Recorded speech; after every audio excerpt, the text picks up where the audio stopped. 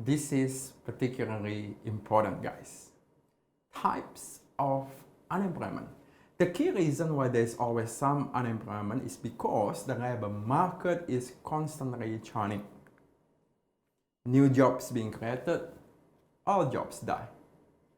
Some people moving into the labor force, some people moving out of the labor force. And this would create unemployment.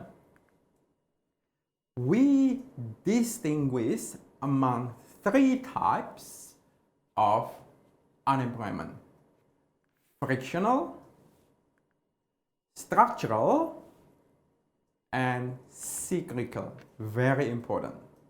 Three types of unemployment: frictional, structural, and cyclical unemployment. I'm going to define that very carefully, one by one, also providing examples. Frictional unemployment is the unemployment that arises from normal labor turnover, from people entering and leaving the labor force, and from the ongoing creation and destruction of jobs. Example, you see guys, graduating students from uni, they are still in the process of getting their first job. They're still waiting to get their first job, are considered to be frictionally unemployed. If you got a job and you decided to quit that job and you are in the process of finding a new one, so at this point of time, we'll also consider you to be frictionally unemployed. So all in all, we can assume, we can suppose that people who are frictionally unemployed, they are not going to be unemployed for a long period of time. Structural unemployment is the unemployment that arises when changes in technology or international competition change the skills that are required to perform jobs or change the location of the jobs. For example, jobs that are lost in the car industry as the industry is moving away out of Australia.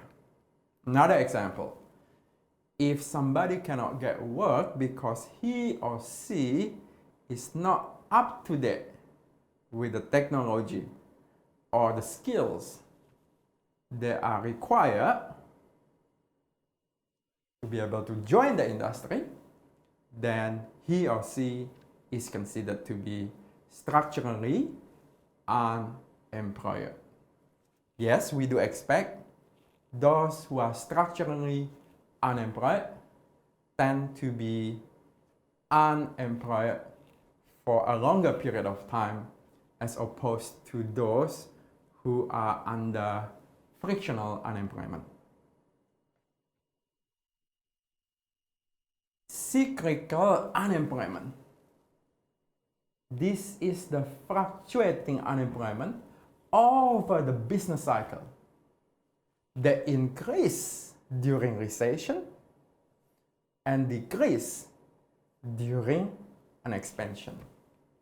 So cyclical unemployment got something to do with the business cycle of our economic activity.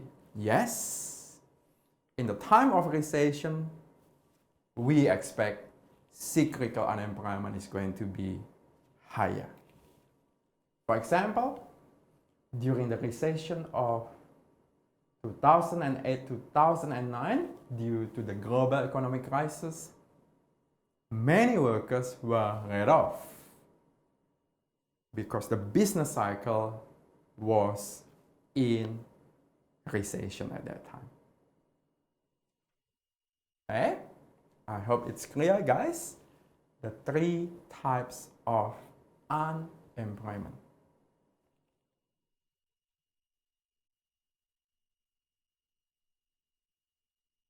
Okay. This is a bit tricky. Okay, let's read the definition first. Natural unemployment rate and full employment. Let me try to define first what is natural unemployment rate.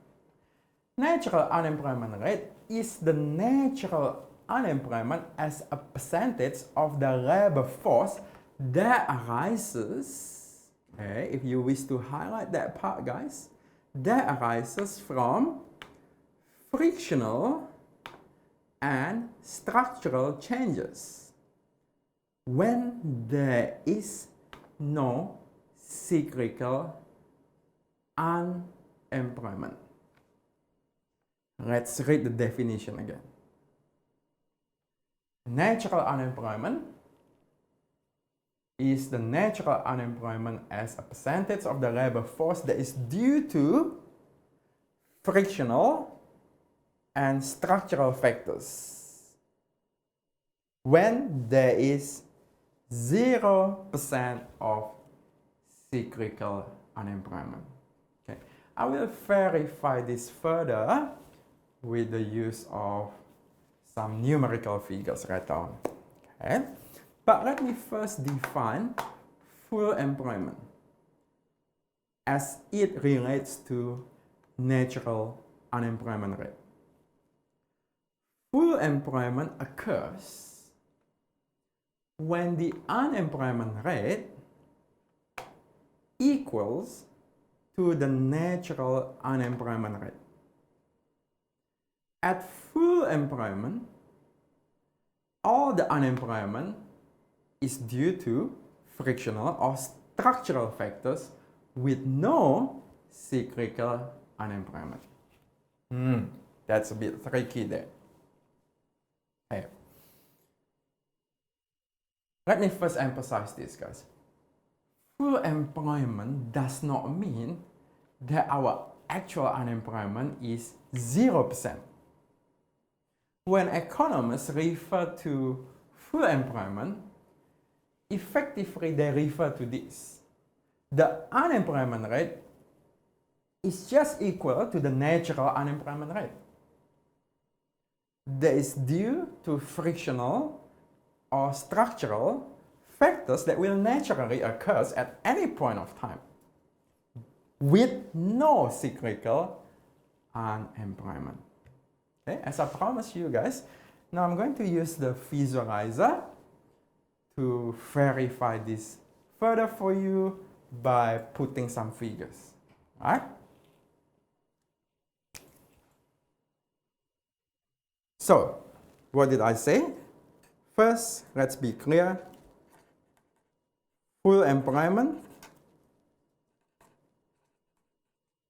is not equal to 0% of unemployment.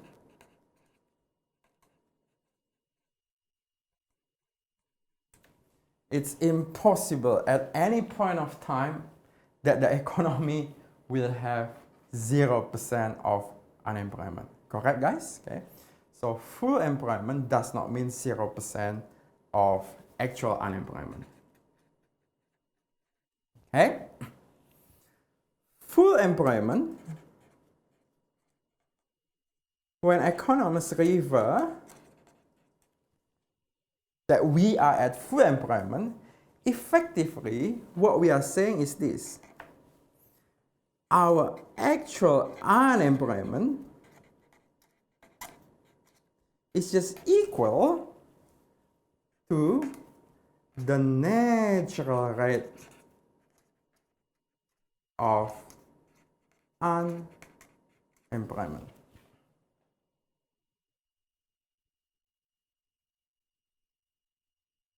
Full employment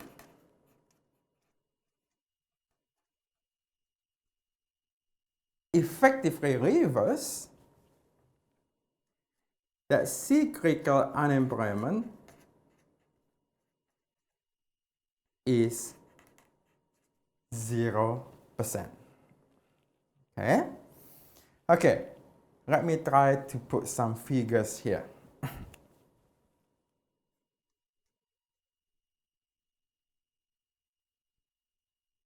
actual unemployment will be caused by, remember the three types of unemployment? Structural and frictional, as well as cyclical unemployment. All right. These structural and frictional factors, we call that the natural rate of unemployment. Remember that, guys? Natural rate of unemployment is due to structural and frictional factors. Okay? So let me just put plus here. Actual unemployment is natural rate of unemployment due to structural and frictional factors plus the cyclical unemployment.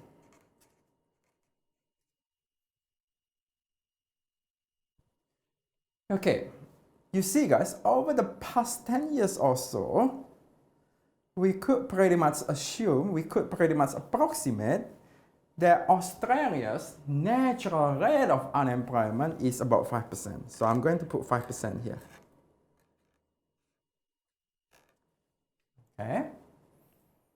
So if our actual unemployment today is exactly 5%, and that 5% of our unemployment is due to the natural factors that consist of structural and frictional factors with 0% cyclical unemployment, then in this situation,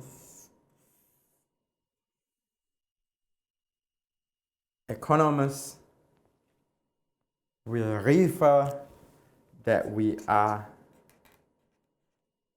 at the full employment.